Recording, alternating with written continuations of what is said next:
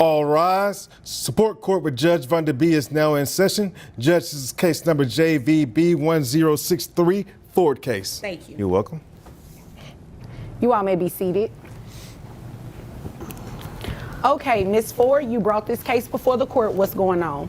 Yes, Your Honor. I came here to request to be taken off child support. All right. My child is almost 18 right now. I'm still sending cash apps, still taking care of my child, so I'm just confused on how the child is about to be 18. He's in the house with his new fiance, two-parent home right now. All right, folks, buckle up, because today's courtroom drama will have you questioning the fairness of the system. We've got a mother desperate to free herself from child support payments for a son who's on the brink of turning 18 and already living with his dad and a new fiancé. The tension. She's paying far beyond what's required, while the father claims to be shouldering everything. Will the judge side with the father, who's still collecting child support, or will the mother's payments finally be recognized? Let's dive in. And I feel like I just need to be taken off. All right, so you came to court to ask to be taken off child support because he has a two-parent income? And because I do take care of my child. All right, so what's the legal basis that you're asking to be removed from child support? What am I paying child support for when I can take care of my own child? My child is just currently living with him because I'm on the road due to my business and entertainment and stuff like that. But as far as cash apps and financial responsibility, I do that without him. My child is almost 18, so I don't feel like I need to go through him for everything. Okay, I understand. And you say he's almost 18, so he's 17? Yes, ma'am. All right. What grade is he in? He's a senior, 12th. He's 17, but he's a senior? Yes, ma'am. Okay, gotcha. When does he graduate? In May. All right. Okay. Is there anything else you want me to know before I move over to him? No, I just feel like he's a user and I'm taking care of him and his new fiance. How is he a user? He's still allowing me to pay child support for a kid that I'm providing full support for. Right, but you understand you're under a court order to pay child support. That's not necessarily something that he's doing.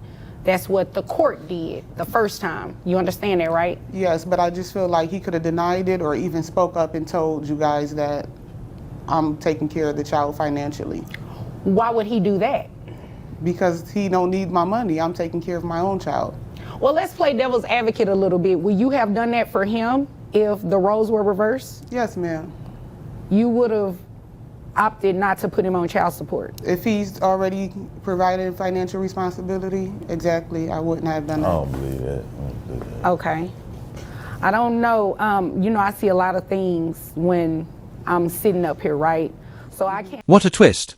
The mother here argues that she's been more than generous with her financial support.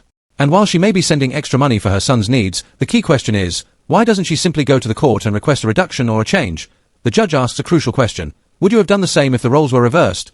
There's something deeply revealing about how people often hold grudges or feel entitled to keep the support flowing, even when it might not be necessary. Is the father justified? Or is he really just playing the system for his benefit? Necessarily say you would have done it or you would not have done it, but people in your certain circumstances, I can't say that I've seen them willingly not put the guy on child support when the roles were reversed.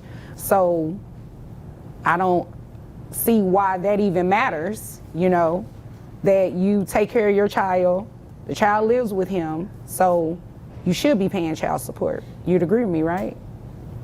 I mean, my child don't have to technically live with him, but you're the judge, so whatever you say. But he does. I mean, technically, no, he doesn't, but he likes living with his dad, right? Yes, I agree. Okay, so you wouldn't want to unroot him from living with dad if he likes being over there. No, you agree with me? I agree. Okay, all right. So is it okay if I move over to him, or are you done telling me everything you want me to know? Yes, ma'am. With just one thing, so even if I'm not taken completely off, I do feel like it do need to be decreased, especially with his age. He doesn't need childcare or anything of that nature, so I will be requesting a decrease if it can't be just thrown out the court order. Okay. All right. Is there anything else? No, ma'am. All right. Okay, sir, Your son lives with you. Yes, ma'am. And how long has he been living with you? Pretty much all the way up till now, pretty much. So even as a child from the time this order was entered? Yes, ma'am. Okay. All right. And is it true what she's saying, she give extra outside of paying child support? I mean, she does. I mean, it's a little bit here and there, but, you know. How much child support are you receiving right now? It's roughly around, it's probably about 700. Okay. Who carries health insurance? Here's where things get tricky. The father insists that he's covering all the extra costs, from uniforms to sneakers, but the mother is adamant that she's doing the lion's share. Both parents are locked in a standoff, and the courtroom is feeling the pressure. The key question now is, who's actually supporting the child's needs? The mother claims to send money for extras like basketball uniforms, while the father plays down her contributions. Who's telling the truth? How much is your health insurance? Between, let's see, it's around, roughly about $350. For your son only, or does that include the both That's of you? with both of us. Okay. All right. So if we split that in half, it's $175 a person, right? Okay. And your son is 17. He's still in high school. He graduates high school in May. In May. All right. What other expenses does he have? Like, is he involved in anything extracurricular? Sports, I mean, he plays basketball, track. Who pays for basketball? Me. Who pays for track? Me as well. Does mom help out at all with any of those extra expenses? I mean, no, not really. Wow. Well, she says she's seen Cash App and such. I mean, that's, you know, here and there, you know. It's here and there, it's not. Yeah. But sending extra outside of the $700, that's counts for something, right? Count for some, yeah. I mean, but I feel like, you know, he's with me most of the time, so I feel like, you know, that is needed. So I mean, that's just my opinion. Okay. What is her visitation like with your son? She comes with 2 or 3 times a week, sometime, or he'll stay with her 3 times a week, something like that. Yeah. Okay. So is that pretty consistent? Yeah, it's consistent. All right. So consistently, I'm back over to you. Thank you. Consistently, what does your visitation look like? Anytime that I'm in Dallas, I'm spending time with my child, and he also does not. The father says the mother sends only a little bit here and there, but the receipts are saying something different. What's more telling is the fact that the mother is directly sending her son cash for food, clothing, and other essentials.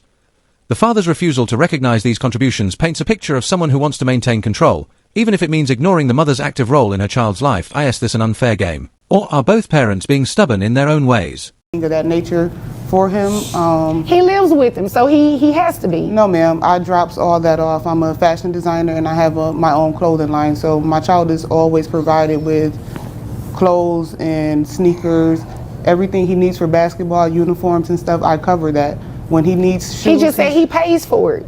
maybe the training, but as far as his equipment and shoes and stuff, my son asks me for the money for that and I send him the Cash App. I even have the proof.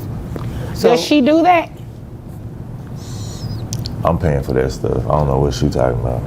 Well, somebody not telling the truth. Ma'am, I have Cash App receipts to show that I send money for uniforms, sneakers, wristbands, anything, movies, any extra activities my son would like to take part in. We can call him. Well, no, we don't want to call him. He's still a child. We don't want to do that. But somebody is not being honest. If she's saying she's sending you money through Cash App, are you putting in the memo line like what it's for? No, I'm sending it to my son directly. You're sending it to the child directly. So maybe you just don't know that she's doing that. I guess that's the case because I don't know anything about that. What are you paying for exactly?